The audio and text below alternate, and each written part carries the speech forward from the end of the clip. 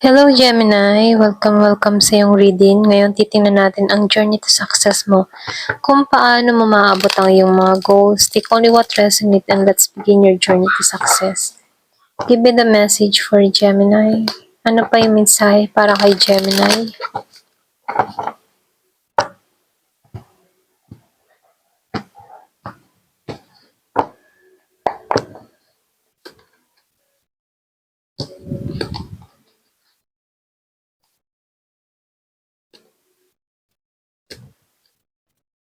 Yung iba sa inyo no waiting ka for travel or pwede meron kang iniintay na tawag. Kumbaga sinasabihan ka dito, be patient lang. Kasi nakikita ko dito magta-travel ka na rin dito, okay? Pwedeng 2 months, 2 weeks, or pwedeng may number 2, okay? So, pinaka-sign may 2, pwedeng makakita ka ng 222, or pwedeng meron kang biglaan makita na 2, nagpapahiwatig ito ng sinyales na merong pag-alis sa'yo, okay? So, meron akong nakikitang tao na nakatingin sa'yo sa malayo. Pwedeng long distance kayo ng tao na to or pwedeng nasa LDR ka. So, meron akong nakikitang Pisces. Kung meron kang kadiling na Pisces, So, nakikitaan ko dito na kahit malayo kayo sa isa't isa, andun yung love ng tao na to sa'yo. Kumbaga, andun yung spiritual love. Andun yung pagmamalasakit niya sa'yo. Hindi sukatan yung layo o distansya ninyo. Bagkos, nakikitaan ko dito, nakatuon at nagmamahal to sa'yo. So dito, meron akong nakikitang tao, andun yung katatagan niya, andun yung tapang niya. So lumalabas dito yung renewal na nangyayari. Kumbaga may positive lang ditong tao. Alam niya dito sa sarili niya na magtatagumpay siya. So dito, yung iba naman sa inyo, meron ka ng inalisan. Meron akong nakikitang single mother, single father. Meron kong inalisan, tinalikuran, dahil sa mga problemang tinatahak.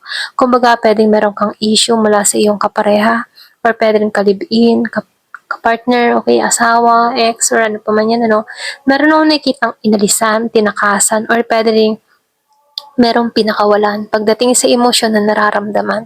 So dito, nakikitaan ko dito, sinubo ka ng tadhana pagdating sa relasyon. Kung meron kang kadiling na Gemini, Aquarius, and Libra, nakikitaan ko dito yung emotion mo. Umalis ka dito ng mabigat ng kalooban, pero kailangan mo to. Kumbaga, andun yung paglalakas loob mo na kailangan ng talikuran to. So nakikitaan ko dito, hindi ka nawawalan ng pag-asa na isang araw meron ding aapaw sa'yo, okay? So dito, nafe-feel ko dito sa'yo, ikaw yung tipo ng tao na positive ka, hindi ka nawawalan ng pag-asa. Alam mo na magkakaroon ng pagbabago pagdating sa buhay mo. So sinasabihan ka dito, meron ditong blessing na naghihintay sa'yo, mga biyayang inaasam-asam mo. So sinasabihan ka dito, ipagpatuloy mo yung panalangin mo. Keep going lang kung nasa saan ka man ngayon, okay? So ngayon titingnan natin kung ano pa yung main challenge sa'yo.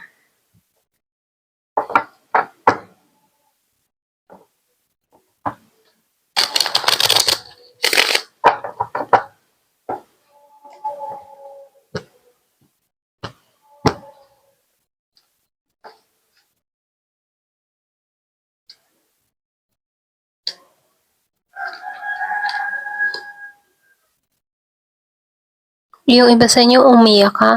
Okay, mabigat yung kalooban mo. So nakikita ko dito yung luha. Merong lumuha. Merong mabigat yung nararamdaman niya. Ganon. Kung meron kang kadiling na Gemini, Aquarius, and Libra, meron akong nakikitang lumuluha or pwede rin ito yung lumuluha sa'yo. Okay? So nakikita ko dito, meron ditong very grounded, merong pag-iingat na ginagawa sa kanyang sarili. Hindi nagtitiwala. So nakikita ko dito, meron nga talagang umalis. May nagpa siya. Merong nalulungkot, handa na siyang makita yung liwanag niya. Handa na siya sa pagbabago. So nakikita ko dito, umaasam tong tao na to ng pagbabago. Kumbaga, nananalangin pa rin to ng tao, itong tao na to na magkaroon ng tamang tao para sa kanya, tamang kapareha para sa kanya. Yung magmamahal sa kanya ng tapat at wagas. So ito rin nakikita ko rito. So, meron din ako nakikita ditong tao, nakatingin mula sa malayo sa'yo. Kitang kagalakan, kasiyahan. Pwede yung iba sa inyo, meron ka ng mga binabago sa sarili mo. Pwedeng sa iyong pananamit, itsura, o ano pa man, Nakikita ko dito, meron ditong nakikitang masaya ka na. Or pwede rin nakarecover ka na. Meron ka ditong kadiling na Aries, Leo, Sagittarius, Year of the Horse. So, lumalabas dito, tapos na yung luha. Or pwede rin sabihin, minumungkahay dito. Ito na yung time para i-release mo ang nakaraan. Para nang sa ganun, makita mo yung kaliwanagan, okay? So, ano yung outcome?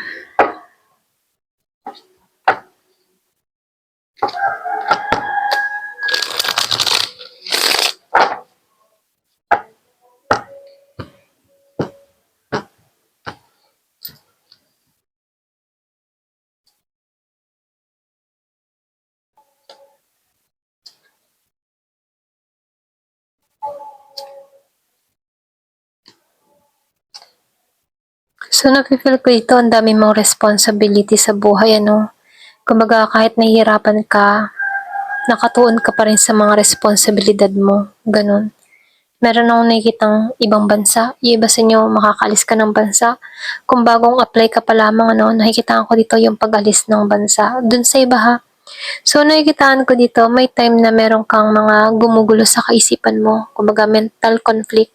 So, nafe-feel ko dito, ito lang ang kailangan mong paglabanan, ano, yung pag-iisip ng mga negatibo.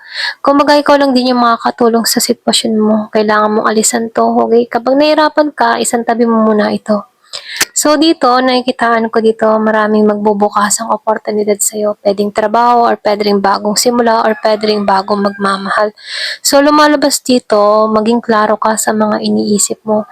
Maging klaro ka sa mga gusto mong mangyari dito, okay? Kasi nakikitaan ko dito, malakas yung manifesting power mo, okay? So dito, maging klaro ka, maging positive ka, at ito'y ma-attract mo. Kasi kapag ikaw ay negatibo, ito lang din yung ma-attract mo. Kaya dito, sinasabi ka dito, be positive, ano? Kasi lahat ng mga gusto mong mangyari ay makakamit mo in the right time, okay?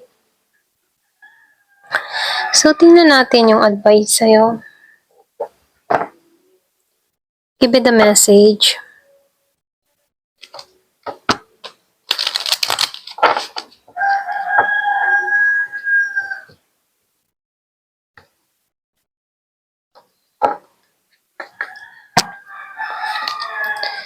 So, dito, no, embrace vulnerability, openness, authentic connection, and trust. Kung gusto mo magkaroon ng authentic na relasyon, ano, kailangan mo din maging authentic para sa sarili mo. Dapat ready ka sa vulnerability, okay? Dapat ready ka pagdating sa emotion mo. So, lumalabas dito, kailangan mo din maging open. Kailangan walang maskarang tinatago, magpakatotoo, kumbaga.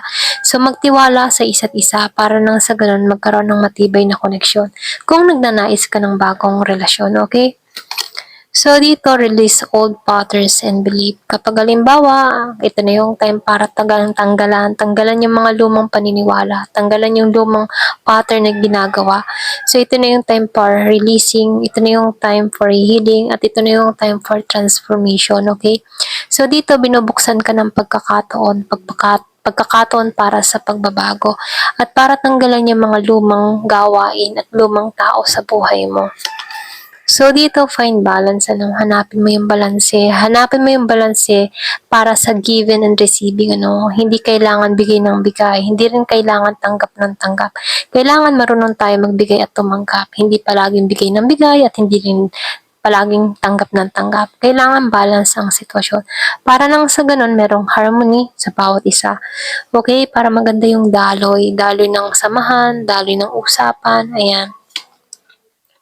So dito, embrace your shadow self. Marami tayong mga pinagdaanan sa buhay, mga pagkakamali, okay, na hindi may iwasan.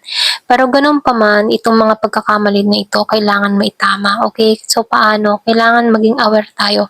Aware tayo sa mga kikilos natin, aware tayo sa mga akbang nating gagawin, at aware tayo sa ano pang dapat nating ayusin para sa sarili natin. Para dun pumasok yung growth at transformation para sa sarili natin. So dito, trust your partner. So kailangan mo lang din tiwala. Kung ikaw yung tipo ng tao na paladuda, okay, ito na yung time para magtiwala ka sa kapareha. Minsan yung pagdududa ay pwedeng false alarm lang or pwedeng tamang hinala, okay? So, kailangan lang maging open sa isa't isa para yung duda ay mapalitan ng tiwala, okay? So, dito, kailangan lang ay trust, communication, and faith, okay? So, kumbaga kung sa partnership, ano, kailangan nyo lang ay yung merong tiwala sa isa't isa, magandang samahan, merong open sa bawat isa, nang sa ganoon matagpuan nyo yung harmony na relasyon na inaasam. Okay? Ayan, hanggang dito na lamang po. Thank you for watching. Love and peace.